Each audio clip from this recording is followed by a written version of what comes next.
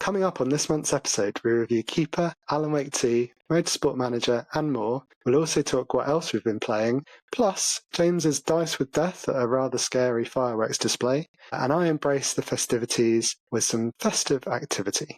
All that and more on this month's Aches and Games.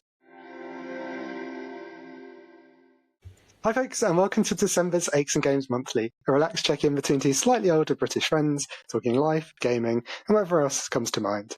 Don't forget, there are timestamps in this episode and all episodes, so you can jump to the games or any other section that you choose. Between episodes, remember to find us on our socials at Aches and Games. I'm Giles Nicholson. I'm Giles Wentwest on most things. Joining me as always is my good friend James Hopes. Hi James, how's it going? Evening, Giles. Not too bad. Looking very festive. Thank you.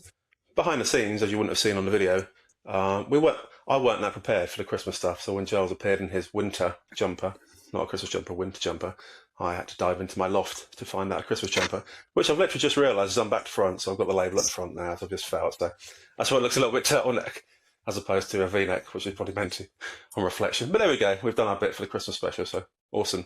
Yeah. Good evening. I'm Changeable 9078 on PlayStation and Changeable 789573 on Xbox and lots of other places. And as always, check out the Facebook page, check out the website, which we'll talk a bit more about later.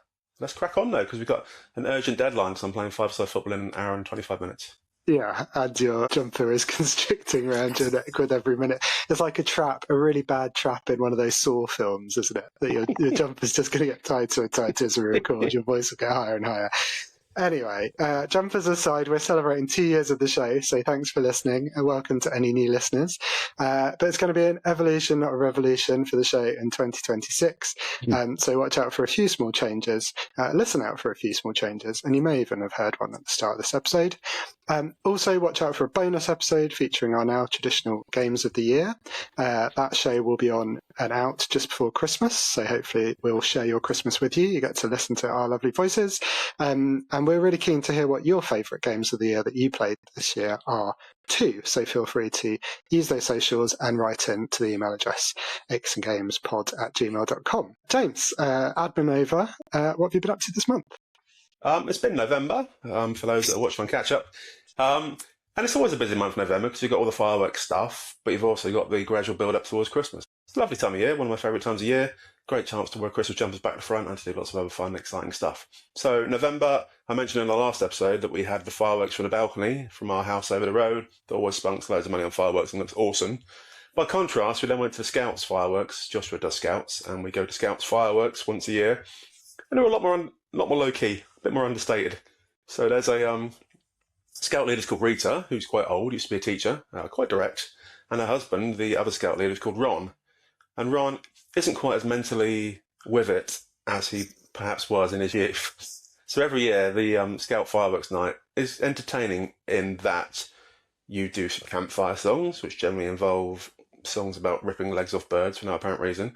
You stink of fire, have some hot dogs, and then Rita says, Ron, why don't you go and lead everyone down to the fireworks?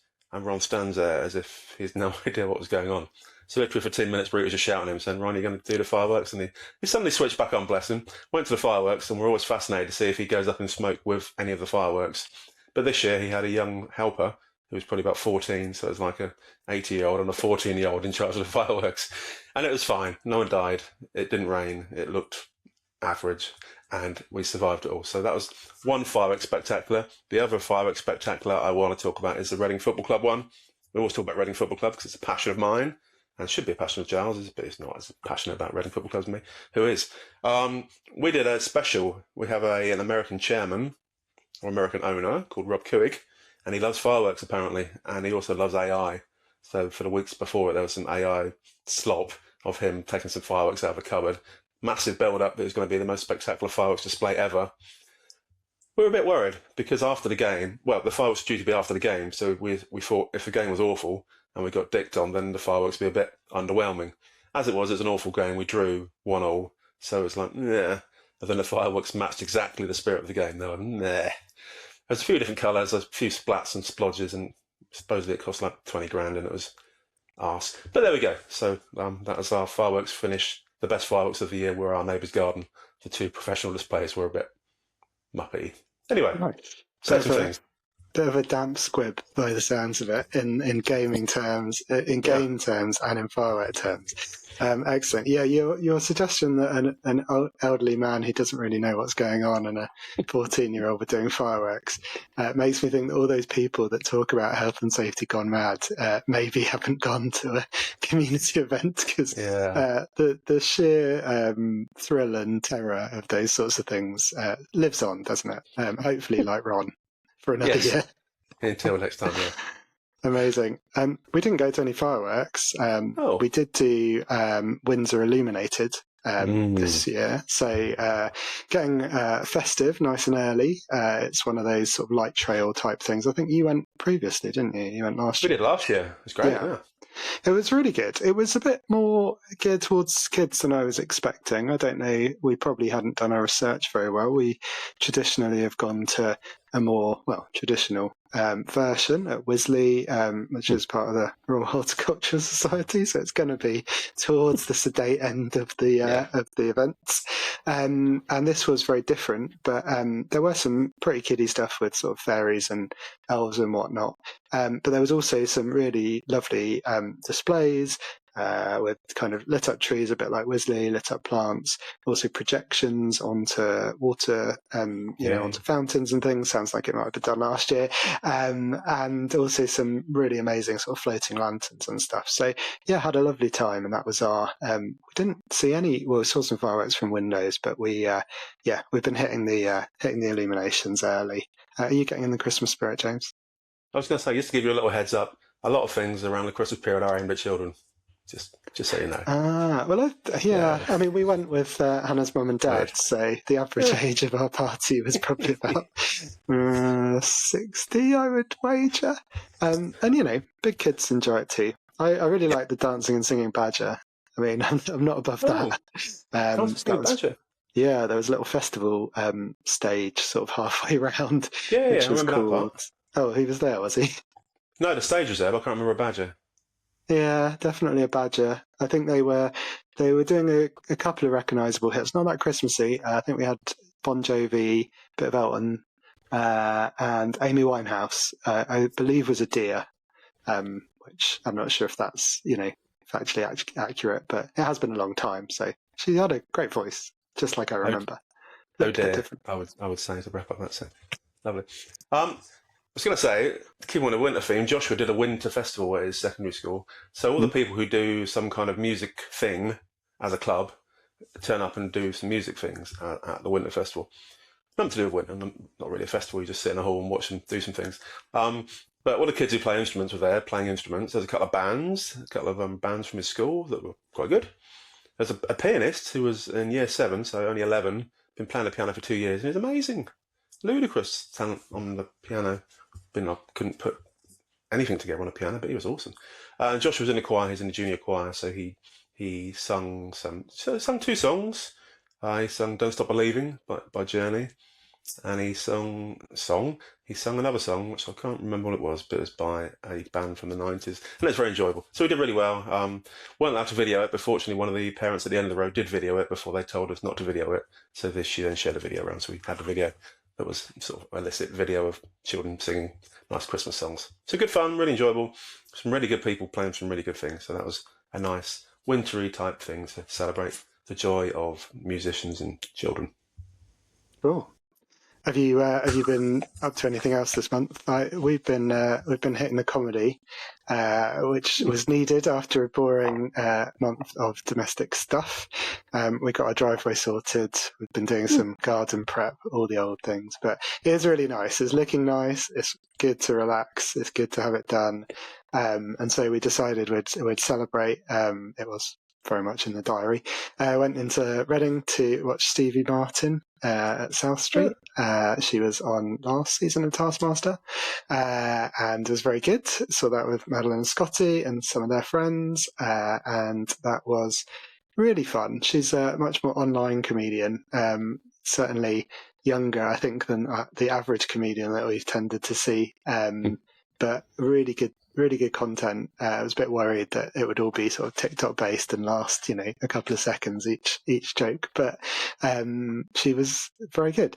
The other thing we went to see was it's technically a Christmas themed comedy event at High Wycombe just yesterday, actually, time of recording, which had loads of people, again, mostly off Taskmaster, who we wanted to see. So Maisie Adam, Mike Wozniak, Bridget Christie, and Sam Campbell, and a guy called, going to get his name wrong now, Junho Lee, I think, who was brilliant. I hadn't seen him before. He was very funny. Unfortunately, it was mostly very good, but Sam Campbell was the headliner. He's, I think, Australian, youngish, was kind of funny on Taskmaster, again, in sort of small doses. Oh my gosh, I have not seen comedy recently where I wanted so much for it to finish, so much to end. He was dreadful. He was really dreadful. Shouty, kind of not particularly funny. Didn't, that sort of fine line between feeling like it's brilliantly rehearsed but comes across as chaos, and just someone who you feel like may have just sort of wandered on stage and not actually been Sam Campbell. It was kind of more towards the latter, I would say. So the highlight was when he catapulted a number of filled up washing up gloves, the marigolds, out into the crowd. Like, genuinely, that was the highlight of his set. I'm not quite sure what he was doing, but Sam, if you're listening, maybe get help. That was not good.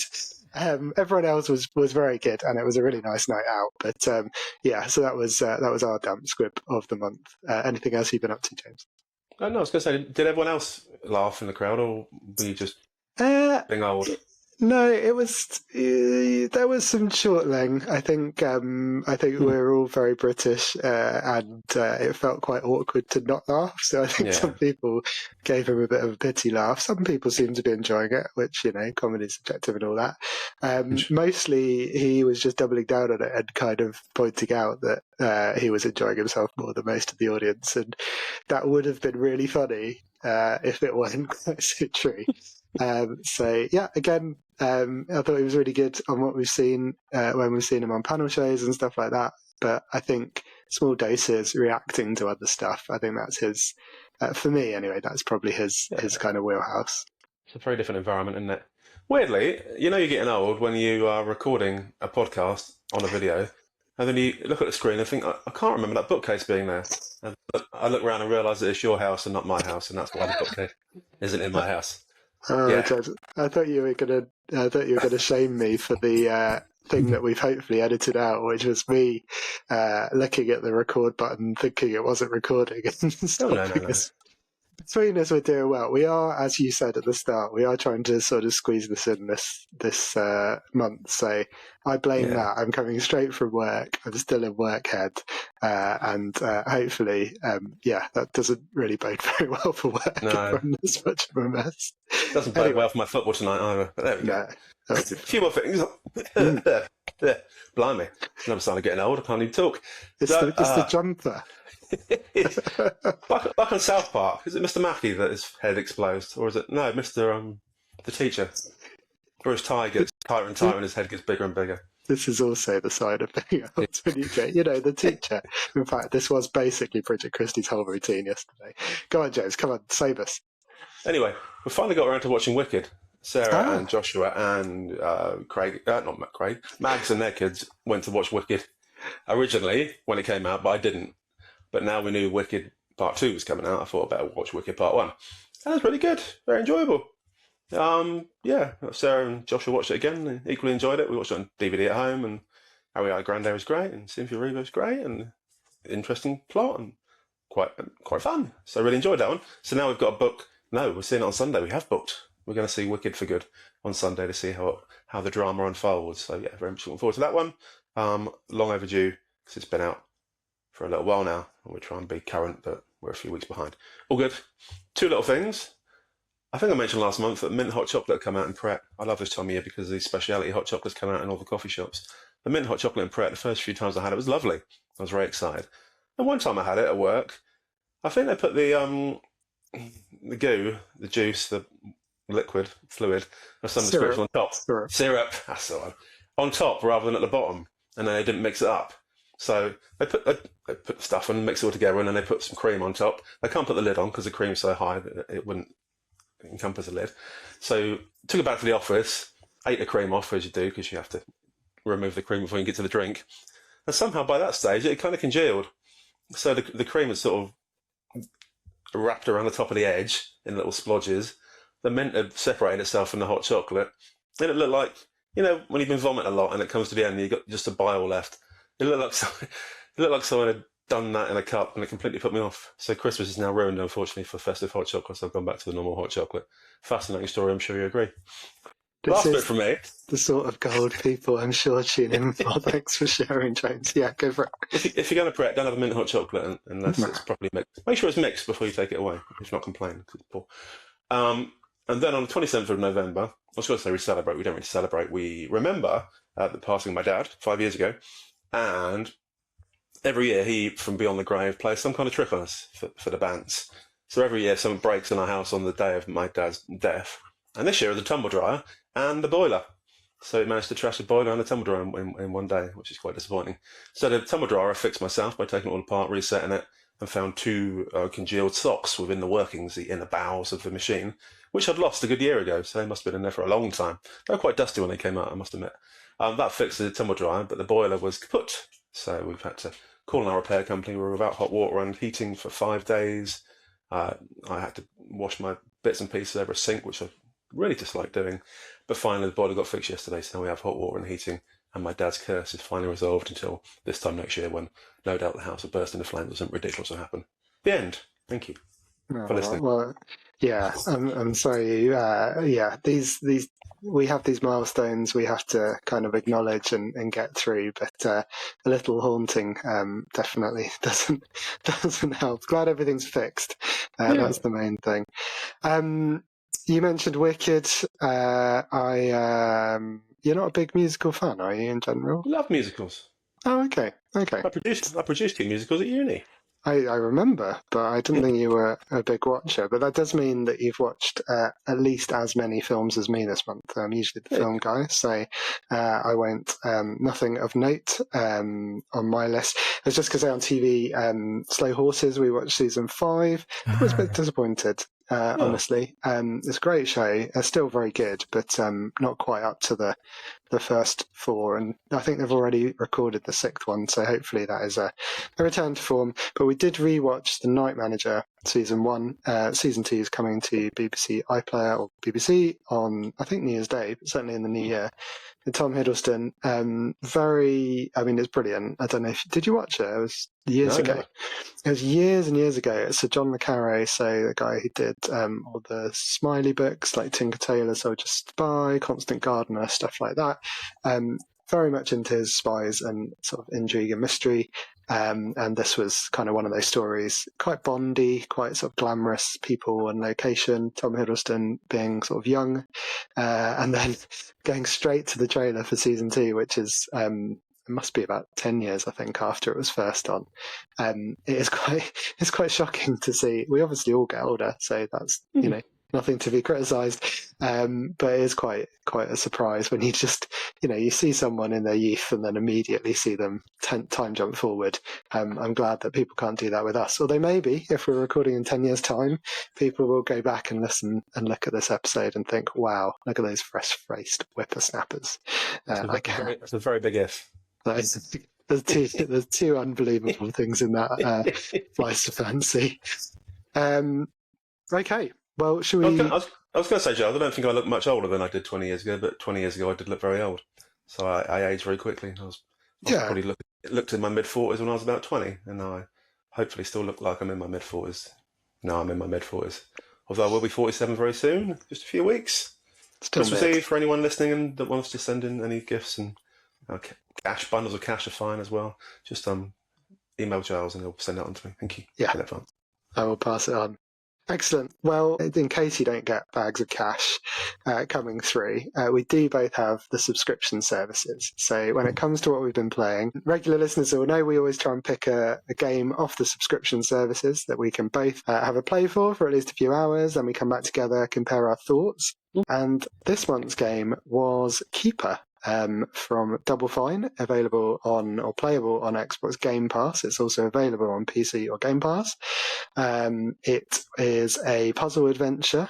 You play as a sentient lighthouse befriended by a bird called Twig, although I'm not sure they ever mention the name. Everyone seems to know this bird is called Twig. Very cute bird. They set out together on this kind of wordless journey through this weird landscape, and they climb a mountain. Not entirely sure why. Did they ever say why? No. You've got to climb a mountain. Who doesn't want to climb a mountain? If we were doing musicals, one could break into song right now, but I won't, because we don't have time, and listeners, you don't need to hear that. James, what did you think of Keeper? What did I think of Keeper?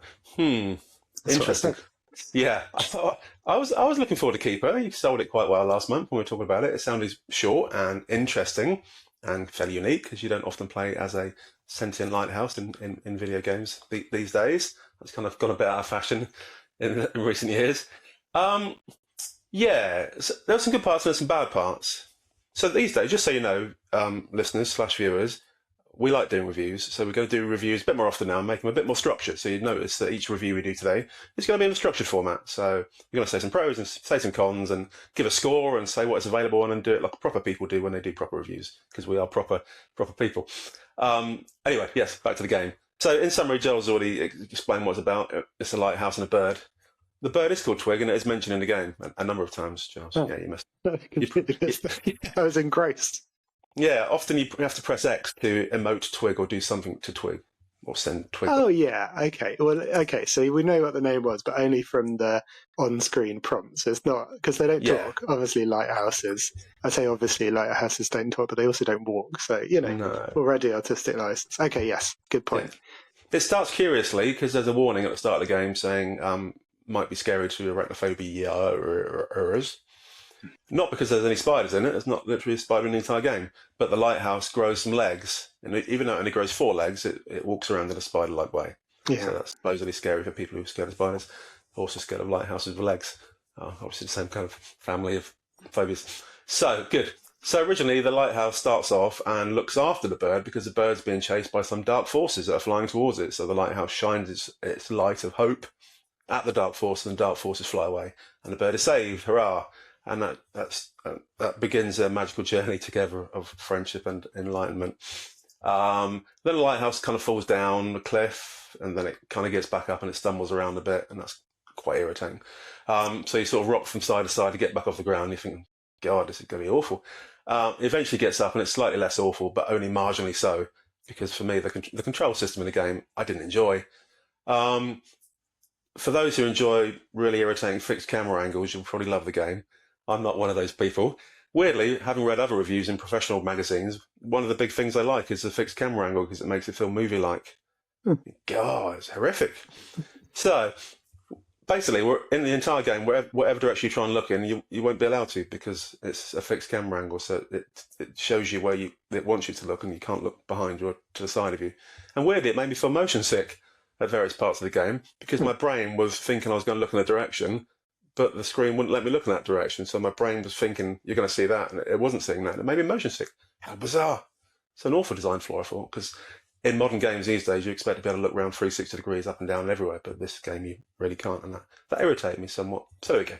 So the storyline's nice. Like Giles said, it's a weird plot whereby you're trying to climb a mountain. You're at the bottom of this cliff, and you're trying to climb to the top of a mountain.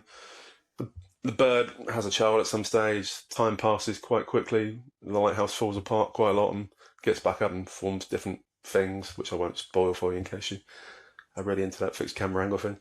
But periods of years pass by during this game, and sometimes it feels like it, because the movement is very, very, very slow. Especially at the start of the game, you're sort of walking along paths. And being a lighthouse, as you would expect, lighthouses don't walk quickly, do they? Lighthouses all traditionally walk very slowly. It's quite lumbering, I think, is the word I would have used. Yeah. Yeah. So annoyingly, it feels a bit like a walking simulator for a lot of the game, because you're walking a lot, very slowly. Think back to Harold Halibut, a previous review we've done. That irritated the hell out of me because he walked so incredibly slowly, and even when he was dashing, he still did it incredibly slowly. Picture this lighthouse. A lighthouse can dash, obviously, to break through things like twigs and bits of string in the way, but even when he dashes, it's very slow and it's very irritating. So I like the story. Graphically, it was good. I'm going to say my pros. Graphically, really good. A nice arc of difficulty. So it starts off really, really, really easy and finishes off really easy. So it goes between incredibly easy to slightly less easy, but still a bit too easy for my liking. And it's a really nice world. It's a nice story about friendship and stuff. It feels nice. It's cozy. It doesn't make you feel unhappy. That's my pros. But unfortunately, my cons were the controls / camera angle was so irritating. I'd nearly vomited and nearly threw it out the window, which are not good things to do at any stage of the year, especially at Christmas. The other thing that bugged me was the difficulty never really got difficult enough for me. So you never really felt any sense of achievement from completing any of the puzzles. Loads of puzzles in it, but the puzzles are quite repetitive. They involve shining your beam of light at something and it bursts or gets bigger or expands or something happens to it. So most of the puzzles are really simple and quite repetitive. There's some fun ones in it, but not that many, so the difficulty was never there. And there's no real sense of peril. You can't die in the game. You can't even be knocked back. You can't fall off anything. You can't lose. You just play the game. So you're always going to win the game. So that sort of nailed it for me in terms of sense of achievement. Missed out a little bit. So yeah, that was my initial thoughts. I'll say some more in a minute, but you say your thoughts because I know you enjoyed it. Yeah, I think I enjoyed it a bit more than you did. Still definitely agree with some of those drawbacks. Interestingly, the fixed angle thing didn't bother me. And I was actually thinking that it would make it certainly more accessible for, we've talked about Hannah, for example, and other people who can't quite get used to that kind of control the character with one stick, control the camera with the other. So probably makes it a bit easier. And I did think this is, although there is probably what would be described as mild peril in a BBFC rating, there's nothing too scary. So I thought this would be potentially quite a good game to play with kids who have a lot of patience. Doing the puzzles, they're fairly straightforward. Again, they could do some of that. And I don't know if you know, if anyone listening actually uses it, but there's a really cool feature on Xbox called Copilot, not that one, the other one, which was, so not the AI thing, but a feature where you can actually set up two controllers to control one thing. And so you could share the two controls. So I was thinking maybe you could have one person controlling the lighthouse, one person controlling the beam and twig. And like you said, most of the puzzles involve focusing the beam in the right direction, in the right intensity, or sending twig off to go and do something. So that would be quite nice. You could, as a parent, maybe manage the sort of movement around and kind of help if they get stuck. But I thought that would be quite a nice way to play it potentially. Yeah, I love the world. I think that would be really charming. Again, I could see that being something to share. Really beautiful to look at, I thought. There's sort of bioluminescence in a kind of dusty world at the start. So that's a really nice contrast, really beautiful. Loads of sort of quite bright colour playing on a nice screen with HDR. It looked great. But then some sort of spooky kind of graveyardy, netherworldy type places. You mentioned sort of falling down. You go down into the depths in various times. There's a weird little town full of clockwork people that was, I thought, really charming actually, and weirdly reminded me of Mos Eisley in Star Wars for some reason. Not that there's clockwork people there, but it was kind of that sort of almost a desert kind of dwelling, desert kind of city, desert town vibe with some cool music going on. I thought it sounded great. I really loved the sort of beeps and boops and the weird kind of atmospheric sound effects that were happening because there was no dialogue at all, which I thought was quite cool. And particularly in the first section, I really enjoyed the fact the music felt kind of like this evolving, ongoing single track, which weirdly reminded me very much of the 2012 London opening ceremony, where there was a bit of, I think, orbital and various other sort of instrumental but sort of electronic music. And yeah, again, just I felt that was, it made me want to explore, even though the gameplay, like you said, was fairly straightforward. So loved the presentation, loved the world, really loved the relationship between the two characters, the lighthouse and Twig. Thought there was a cute sort of bond, not necessarily that sort of, I was going to say like accidental travel partners rather than friends necessarily, but they sort of certainly developed a friendship. But the puzzles got a bit more interesting as you went along. You did say they're still simple. I think, a couple of ones, there was one with a time mechanic, wasn't there, where you had to sort of change the set time of day to do different things. I thought that was quite cool. But yeah, agree with you entirely. And the controls, to me, it wasn't about the camera for me, it was about the controls. And if you were coming back towards the screen in terms of the camera, then your controls for directing the beam were reversed. And that may be partly what was contributing towards your frustration. To me, that wasn't really the fault of the camera angle. That was just really odd design. I flipped them round because you can invert the axis in the settings, and they were fine. And then I'd start another section where I was walking away from the camera and they'd be backwards. So that kind of annoyed me. I figured there should be a control where you can just, keep it consistent. And even though that's not logical in the world, yes, that annoyed me a lot. I want to talk about the ending, James. So I'm not going to go into specifics, but it does pivot and go in a bit of a different direction at the end. And a lot of the reviews I've seen have talked about how sort of madly creative and exciting and different that was. And I think we've got different views on this, because my feeling was that I had actually, because I was really enjoying the bond between the two characters, because I had got into the kind of lumbering, slow puzzles, I could have done with it being shorter. It took about 6.5 hours, I think, 7 hours to finish. And if it hadn't kind of gone off in a weird tangent, then I definitely would have needed to finish a bit shorter, but sooner. But yeah, I was a bit sad because I liked that. I was into that. That was kind of, to me, I'd settled. That was the game, and then it went a bit different. But I think you enjoyed the ending a bit more. Yeah, it's kind of two halves for me. The first half, I was bored to tears and hated it, and couldn't see myself finishing it ever. But then, after the first transformation of the lighthouse into something else, which I won't spoil, it's not that exciting, but it's much more interesting. It's a thing. It sped it up a lot more. The second means of transportation is a lot faster. So that whole section of the game was much more interesting for me because you could do it quicker and you move between things quicker. I like speed. I'm not a slow person. I like slow. I like slouchiness. And then the final section that Giles mentioned is ultra speedy. So it's the final transformation of the lighthouse into its constituent parts, and it was very, very different. Two completely different games. One's a sort of a very slow adventure, Bondy game, and the second half was more exciting, and the final part was kind of manic. So you roll around a lot through lots of different pathways and jump on things and jump over things and jump through things. And it feels slightly out of control. You're sort of just seat of the pants type thing. You're trying to pick a direction at the last second. You're trying to find ways through. And I found it really much more interesting. So the first half of the game for me, score-wise, is probably about a 5 out of 10. Second half is probably about an 8 out of 10, so it's a lot more interesting. So in the middle, it would be somewhere sort of 6.5-ish in the middle. Whereas for you, probably the other way around. And for me, it ended on a high and started in the depths of despair. And for you, probably the other way around. Yeah, you did your best and worst things. Mine were definitely the sort of whimsical nature of it, the presentation, both sound and the look of it.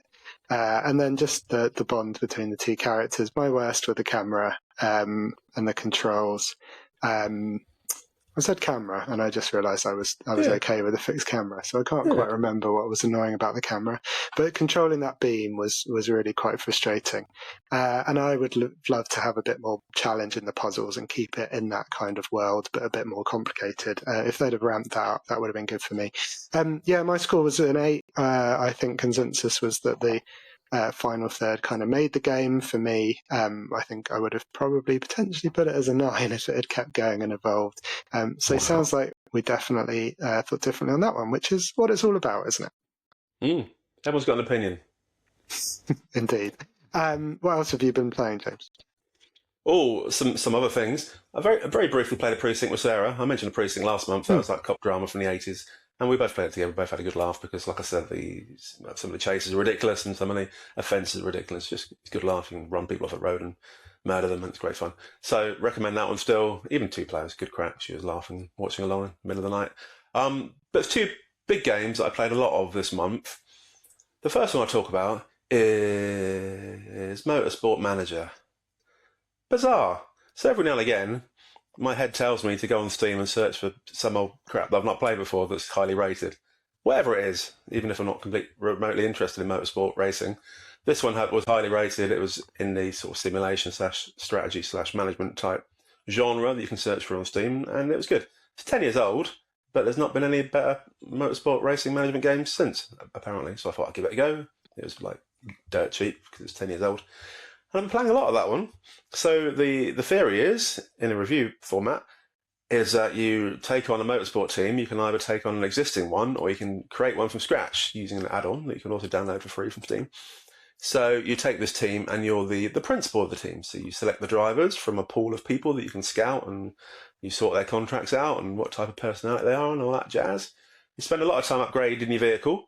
So there's like 6 different components of your vehicle, including your brakes and your gears and the suspension and stuff. So you can pay money to upgrade different parts, and you can build research facilities for different types of thingy. You can upgrade your factory so you do the parts quicker. You can set your strategy then for the race. So you go to race day, you do your practice and your qualifying and your actual race, and you choose your pit crew, you choose what tyres you want to use, you choose how much fuel to put in the car. So it's quite a cradle to grave side of strategy game. And then it's quite hard. It's quite a challenge. For me, who likes playing those type of games, it's actually quite a challenge. I think it's because I created my own team. So when I've looked at reviews afterwards, if you pick an existing team, it's already at a good standard. So it's a bit easier to just tweak. But when you start your team from scratch, you're the worst team in the worst championship of the game. So your car is like the worst out of all of them. So it then takes a lot of time and effort to upgrade your car to get to an even remotely decent standard so you can compete. It's taken me, I think, 7 whole seasons to actually get promoted finally from the bottom division. This morning, before the podcast, I didn't want to come on the podcast having still not got promoted at all after playing 35 hours of this damn game. Proud of you, James. Yeah, me too. It's I can sleep tonight finally after weeks of not sleeping because of it. On the pros, again, it's a good learning curve. You have some tutorials at first which teach you all the basics of the game. And like I said, you start off and you upgrade different bits, and it tells you where you're doing well and how you can improve for the future. So that's nice. It's very addictive. Various times in the first few days, I thought I'd never play that again. It's too hard. I'm not enjoying this at all. And then the next day, I'd try and give it another half an hour, one more race, and you're like, did a little bit better in that race. So it's very much a one more race type game. And yeah, it's a good level of complexity. So it's complex enough to keep you interested. There's enough things to tweak to make it feel like you're making a difference, which is nice, but not too complex. So you don't have to spend hours before each race getting bogged down in crap, like in the new FM26. It's just enough to keep you interested, but not to overwhelm you. So you can quickly get through a race in about 20 minutes these days if you play it fairly quickly. There's different speed levels, so you can play the entire 70-lap race if you want to watch the entire thing, which who would, blimey. Or you can cut it down so you watch about 15 laps in high speed mode at 12 speed, and it goes through the whole race in about 5 minutes. So it's a nice little soupçon of entertainment. Not too hard, not too easy. On the negatives, the graphics aren't that great, obviously, because it's 10 years ago and it's just a sort of a top-down look at some racing cars going around the track. Like I said, it's very difficult if you're setting up your own firm from scratch because you really do start at the bottom. So it's very hard to make a foothold, but after a few years, the reward is paying off. And the other negative was there's no licenses. So it's not like recognisable racing teams. There's no people you would know even from 10 years ago. They're all just made-up names from across the globe with made-up teams and made-up championships. So you don't feel like you're playing part of something that's in real life. It's very much a game world. So I've enjoyed it. I've put, like I said, about 40-odd hours into it now and finally got promoted today. So it's a nice sense of achievement. Whether I carry on now that I've actually got promoted, probably not. I'll probably move on to something else. But it's a nice game, probably about 7.5-ish out of 10. Maybe an 8 if you like motorsport. I don't really like motorsport anymore, so probably 7.5. But it kept me interested enough to play 40 hours of a game I've got absolutely no interest in. So that's a recommendation from me, Charles. I was going to say, yeah. Looking at the notes, I was trying to reconcile those two things. But you definitely plowed some time into it. If you mentioned Football Manager, so it's essentially kind of Football Manager, but for motorsport, right? But without the licenses. So if Pro Yeah, Evo did Football Manager in football, transpose that onto racing, is that kind of fair enough? yeah. But like for this game, there's like maybe 100 races that you can choose from. Okay. Whereas in obviously Football Manager, you're looking at hundreds of millions of people you can scout. So this one feels a lot more compact. You can scout the entire network of people within a few play sessions. So yeah, it's a lot more controlled. Sounds good. I have always stayed away from Football Manager because I just feel like with my personality that could be could become my personality, which isn't a good thing. I used to enjoy the manager made at things like Pro Evo and Mm. FIFA, but even that I've started to find a little bit too much like work, spreadsheets and doing admin and Yeah. stuff. I do plenty of that 9 to 5. So, but it sounds fun. Glad you enjoyed it. Although two 7.5s by the sounds of it. So it's a bit of a meh sort of month for you. No, Yeah. 6.5. I think you were saying for Yeah, I keeper, think that weren't would you? have been 6.5 to 7 for keeper. Yeah, Two yeah, halves, one yeah. was good half, one was a bad half. This is 7.5, but 7.5 is like three quarters, isn't it? That's good in a bit. Yeah, exactly. 75%, that's a good rating in the olden days. There we All go. good. Well, maybe I'm just comparing because I happen to Mm. have had a really good month for games. Like I said, I enjoyed Keeper more than you appeared to have done, and I have 2 more reviews and another game to get through. So, in terms of my reviews, I've got 11/11 Memories Retold. That is 11/11 as in Remembrance Day, and it is a emotional adventure game retelling the stories of life on both sides of the front. So you play it during World War One, I should say, rather than World War Two. You control Harry, who's a Canadian photographer, voiced by Elijah Wood, rather excitingly, for Lord of the Rings fans and everyone else. And he's sort of joined the war really to impress a girl, but also just sort of sense of adventure. And you also play Kurt, who's a German engineer who's much more worthy, joined the war to search for his missing son, who's part of the war effort and has sort of stopped having contact. It's available on Xbox, PlayStation, and PC. If you're listening as soon as this drops, it's on PS Plus for another week or so. It leaves in December 16th. And as I'll go on to mention, I really enjoyed it and would highly recommend it. It's not that long a game.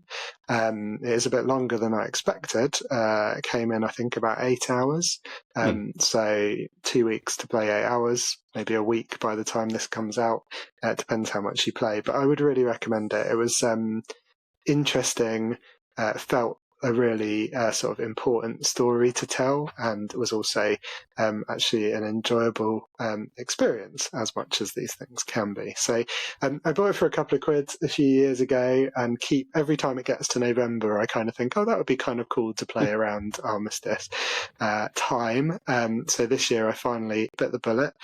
Starts off very much less a game and more interactive story. So if you're not into that, it's not the most fast-paced of games by any means. There's not that much that you do, but that does develop throughout the game. There's actually quite a lot more interaction as you go along.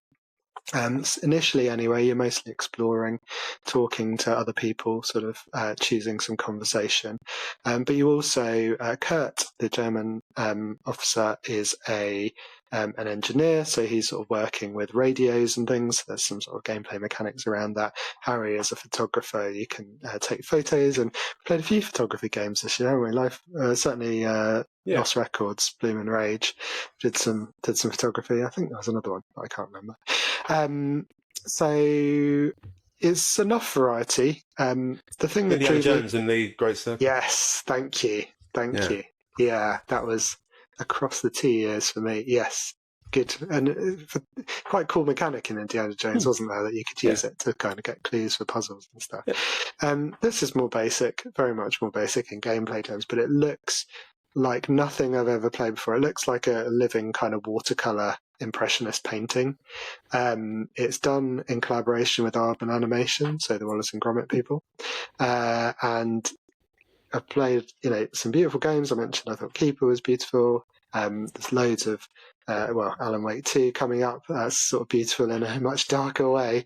But this just, again, I've played nothing like it. It was really striking in terms of what it looked like, and it really played into the themes of the game, obviously being quite sort of thought provoking and sort of slow paced. Started slow, home life, and then sort of mundane army stuff, but you do get to the front. You're never fighting, so it's completely, you are involved in combat, but you are never in sort of combat yourself. The two stories interweave, which was quite interesting theme for the month. And hearing so much from the German perspective was also really good. Could come across a bit worthy, could come across a bit both sides. I mean, obviously, in terms of German leadership in these wars, hard to defend. But in terms of the sort of people on the ground, especially with the story of someone trying to find their son, not really there to kind of cause so much trouble. It was really quite powerful experience, surprising, beautiful, unique style, excellent ending, really nailed the ending, which I was pleased about after a few slightly disappointing endings. And the cons were definitely start slow. If you're not into your walking sims, your interactive stories, it won't be for you. And the ending, although I thought it was brilliant, if you like tidy endings, it was very much on the theme that there are no kind of easy answers. So yeah, you need to be prepared for that if you're going to give it a try. I'd give it an 8. I thought it was great, and I'm really glad I finally got to it, and the perfect time of year to give it a try. Yeah, it's the kind of game I quite fancy, but I'd much prefer it if it was 4 hours. When you said it was 8 hours, I'm like, oh, yeah, that's fair. That's a long time for a visual novel / walking simulator / not much action. Yeah. Okay, so I'd probably give it a go, but I might get bored after 4 hours. But then I feel I need to complete it because it's about the war, so you can't really switch off halfway through a war. Anyway, so if I give it a go, maybe not at Christmas, maybe in January when everyone's miserable. Good. Yeah, my next game, to keep up with the review section of the podcast, is called, keep getting mixed up, this one's called Tavern Keeper. I previously played a game which is awesome called Tavern Master. Me and Joshua played that a lot together, probably about a couple of years ago now on the PC. This one is Tavern Keeper, which comes from the same people who made the original game Dev Tycoon. Isn't it called Green Acre Games or something like that? This is the second game they've ever made. And if you have the original game Dev Tycoon on your Steam, you get this one for a lot cheaper than it, as a reward for investing in them 11 years ago, whenever Game Dev Tycoon came out. Anyway, completely different games. These don't involve developing games at all. In this one, it involves running a fantasy tavern. So whereas Tavern Master, which I played before, was just a normal tavern in the olden times, Tavern Keeper, which is what I'm talking about now, is a fantasy role-playing type tavern game. So you still make a tavern, you still recruit staff, and you still choose what ales and wines and stuff you sell, and what kind of food you get. There's food in this one, so you can create your own kitchen, and you can cook rats and stuff, which is quite fun. You can make soup out of rats and other animal parts, which makes it a bit more oldie worldy. It's quite fun. And currently there's 3 scenarios in it in the campaign.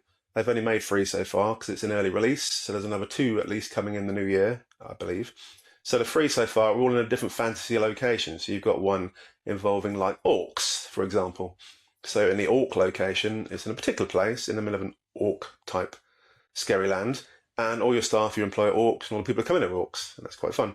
And they do orky type things, so they're a lot more prone to fighting than some of the other campaigns you're involved in. So if they have a big scrap in the bar, if you've taken too long to serve them, then they trash loads of your stuff, and you have to rebuild your stuff, for example. So it's very much themed around that. The fantasy part is quite fun. So every now and again you get a character come in who has a little book icon above their head, and if you click on the character, it reveals a story about the person that is in your tavern. And they can unlock certain things. So they might gift you something or give you a quest to take on. So as well as it being a normal type strategy building simulation game, you also get these little fun quests, which is quite nice. So for example, one of the quests, a mad scientist comes in and asks you to brew some mystery concoctions in barrels and do certain things to make them happen. And that's how that campaign goes. So at the end of that campaign, if you achieve her quests, then something exciting happens and you get a nice little plot twist, which is based within the tavern, but outside the confines of the tavern. It's a very interesting game. Again, been looking forward to it for a while because Game Dev Tycoon I really enjoyed when it first came out years ago. And this is nice. So it's got all the strategy elements, it's got the fun of the mystery, it's got all the fantasy stuff. Each scenario is very different because you're playing with different characters, different locations, different temperatures, different types of ales, different types of foods, different preferences.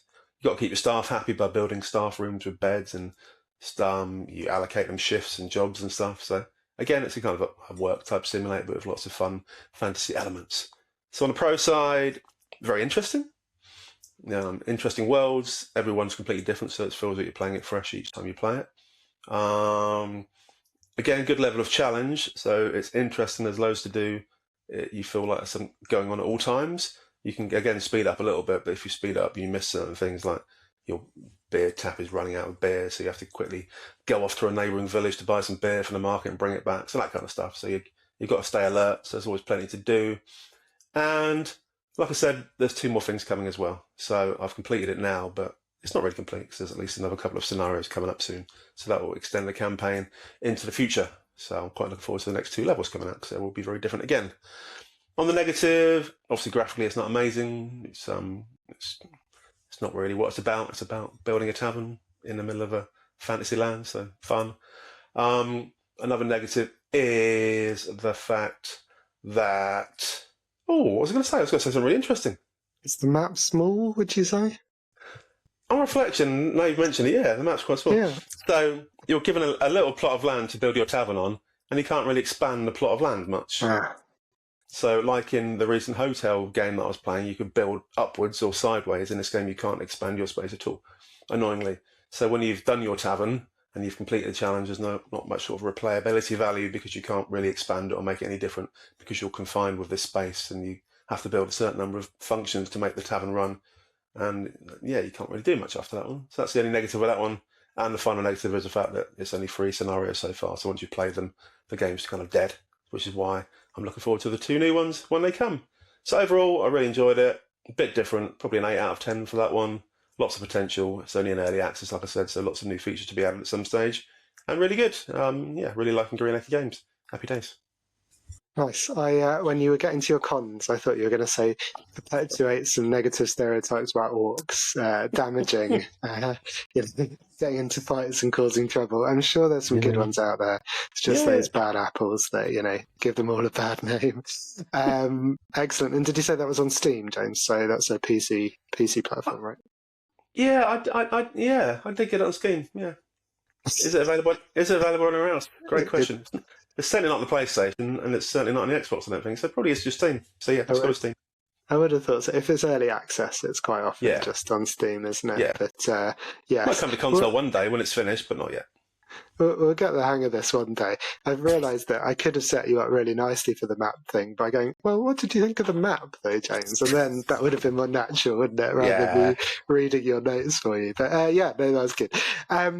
Right, you might need to help me for this one because it's a long bunch of notes. But Alan Wake 2 is my other review for the month. So played completed Keeper, played completed 1111 Memories Retold, and I'd started Alan Wake 2 last month, but managed to finish it off this month.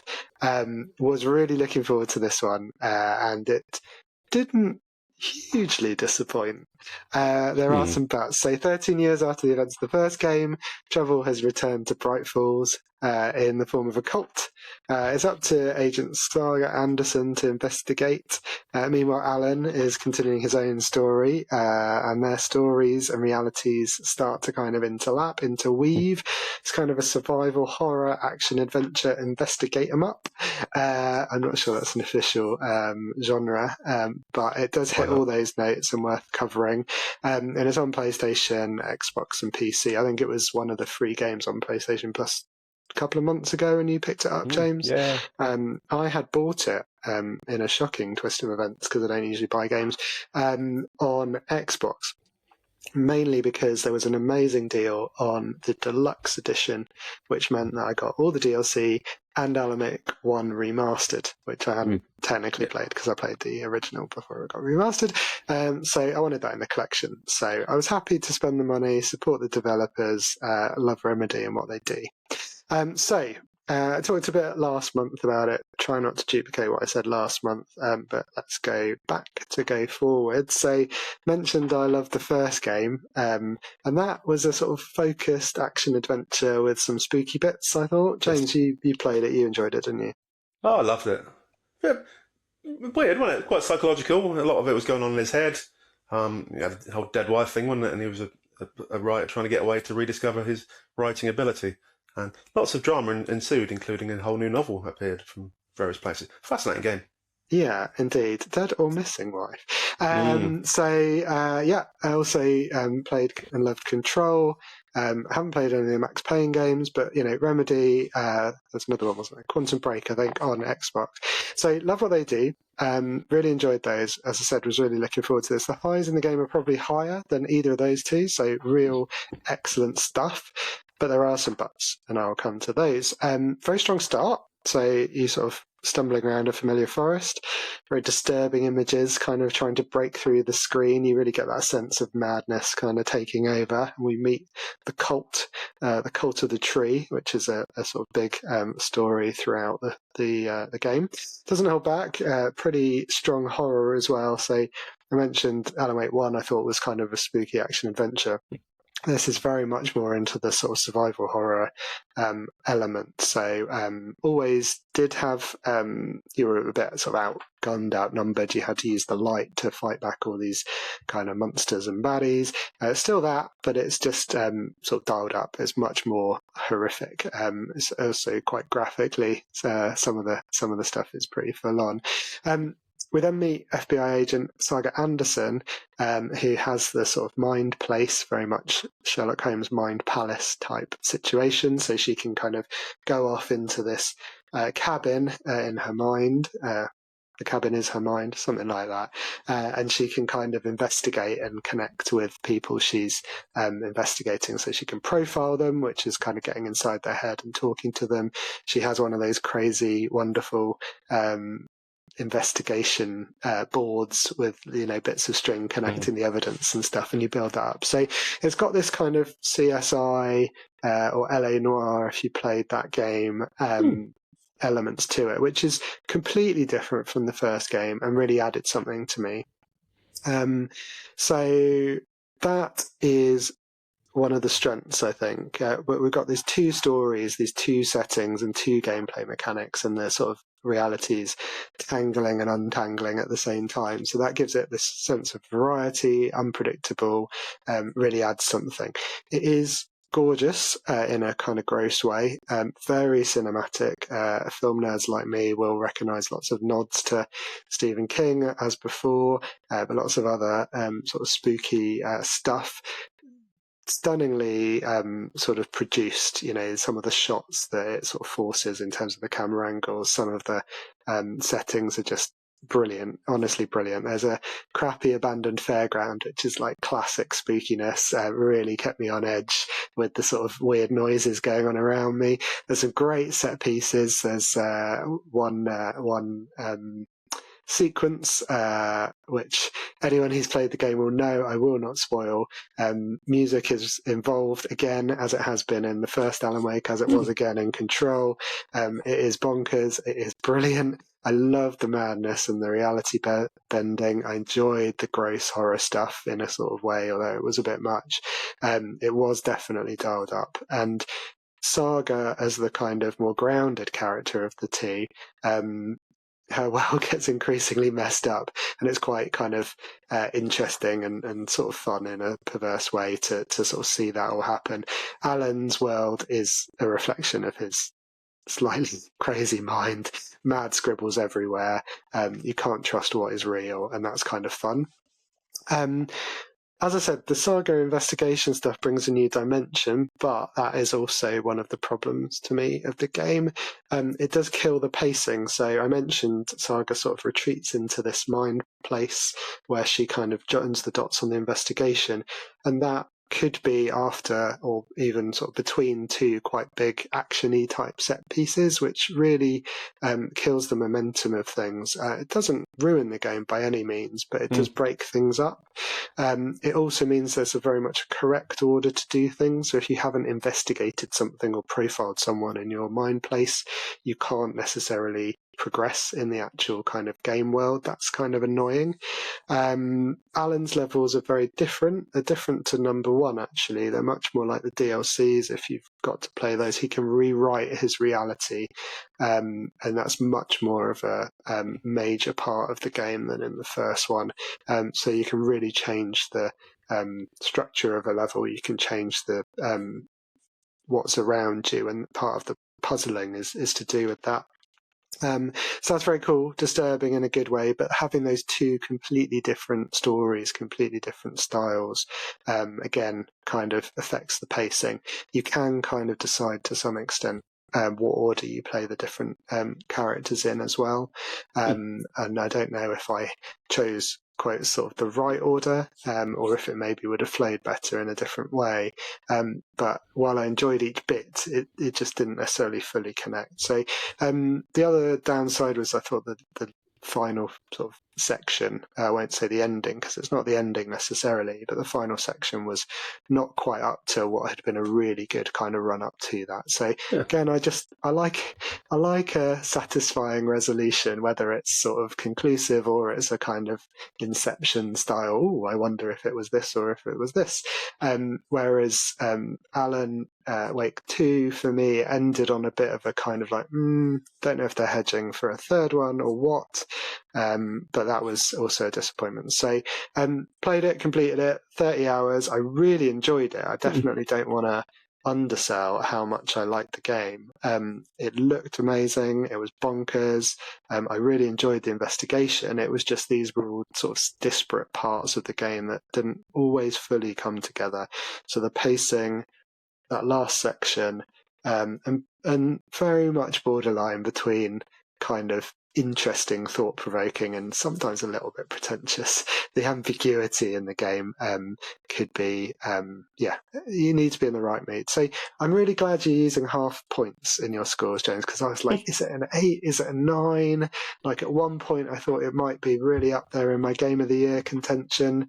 It's still up there, but it's not my favourite game of this year, and I thought it could be at one point. And it's just how much of those cons, how much did they impact me? I'm going to go 8.5. It was a great game, which I take as an 8. It was a bit beyond that, but it wasn't quite fantastic. It wasn't quite in the conversation for me for best game I've played this year. But it was a heck of a ride. And I do have some of the DLC to still play, and I will definitely get to that. So that's Alan Wake 2. And if you want to find out what was even higher on Giles's Games of the Year list, listen in for the next episode. Coming soon. Very nice. Thank you, James. James, anything else that you've been playing this month? I've just got one quick absolutely one. Nothing.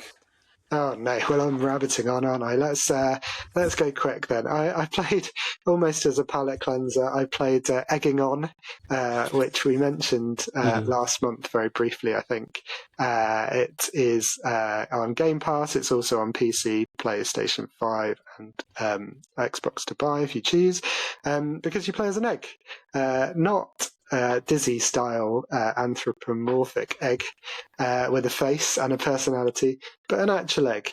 So you play as an egg. It's basically an assault course, an obstacle course. You need to roll your way up to the top of a hen house that's in front of you. Sounds very straightforward, apart from you roll like an egg, so it's not quite straightforward. You know, you don't roll in a predictable way. And I mentioned obstacle course. Imagine trying to control an egg over very narrow beams across large drops and things like that. You can jump, which is, I think, not entirely accurate as an egg. I'm not an egg expert. Hey. I wasn't supposed to be a pun, but it happened because I can't speak properly. But I don't think you can jump in real life as eggs, but this one can. So you're trying to make jumps or sort of follow balance beams whilst also being an egg, which is quite challenging in itself. And it is hard as nails. I definitely don't want to go down the egg puns, but it's there if you want it. I kind of love and hate that difficulty. Looking at the user reviews of this game on Metacritic, for example, most people seem to fall into the hate category.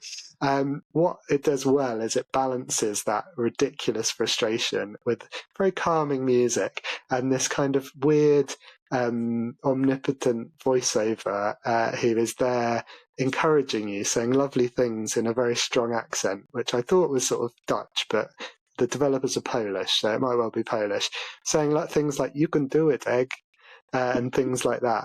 And when you fall off, which you inevitably will do, don't get down. You've got this. Come on. And it's just very calming. There's this lovely. I wasn't doing the accent. That was just my voice. Good. I showed branch into hate crime. So it's this weird balance between hard as nails and strangely soothing. I kind of like it, even though I hate it. And the point about this game, which I failed to mention, is that there are no checkpoints. So if you do fall down, you're right at the bottom, you crack because you're an egg, and you start again. And I can see that being quite annoying, but I can weirdly also see myself playing it quite a bit more. So I haven't played it enough to warrant a review.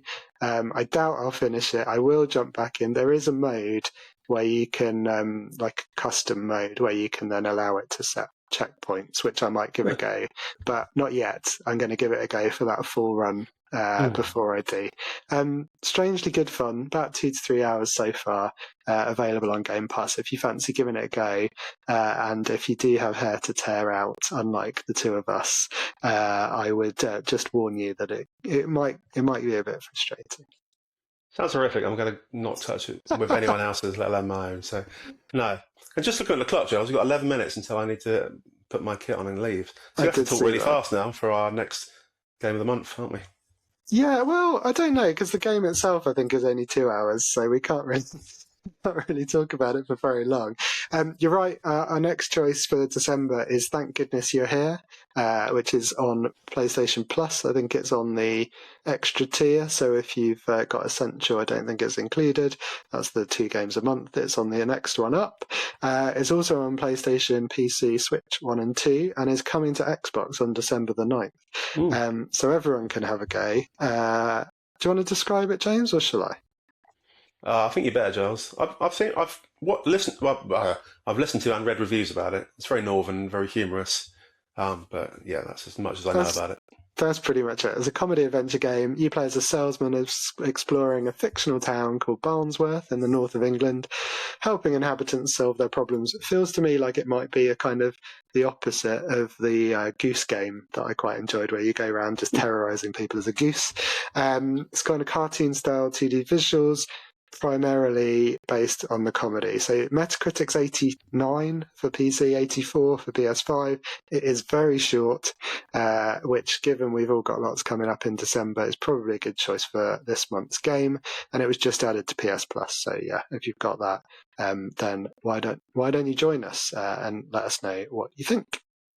Yeah, well, up for it. Be interested to see if the northern humour translates to us. Very much middle class Southerners. So we shall see. I'm looking forward to it, especially the shortness. Excellent. Well, lots has been happening this month, but we'll rattle through because of the time. Grand Theft Auto 6 was delayed. That was quite a while ago, but to November 26. Interesting to see all the other games that are going to be released have to completely change their release dates.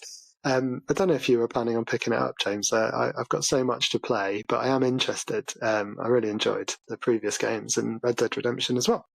Yeah, I still haven't finished GTA 4 or 5, so it's way down the list of GTA games to finish. Excellent. So you could have it delayed for another 10 years or so. Yeah. You'll probably get When even notice. Excellent. Another game that's been on the chatter this month is Half-Life 3. It is not confirmed, but there's still lots of rumours that that's coming. I would love it. I don't know. Have you played Half-Life, Half-Life 2, all those ones? Oh, James, you got an amazing experience ahead of you. Half-Life 2 and Episode 1 and 2, which confusingly is after Half-Life 2. effectively the third one, but not called number 3 because Valve don't seem to like the number 3 for some reason. Anyway, apparently there is a new game possibly in development. There was also a VR game called Half-Life Alyx, which is apparently one of the best VR games ever released, but I don't have a strong enough kit to play it, so excited if it does come. I feel like it's one of those games that people will talk about forever and it may not ever arrive. Yeah, so there's enough to talk about already that is going to arrive, so yeah. Again, too far away for me to be concerned. Indeed. Something that did arrive is Steam machines, so sticking with Valve. You're more of a PC person. You mentioned, I think, 2 of your 3 games this month were on Steam, James. Any interest in these sort of half PC, half console hybrids? No.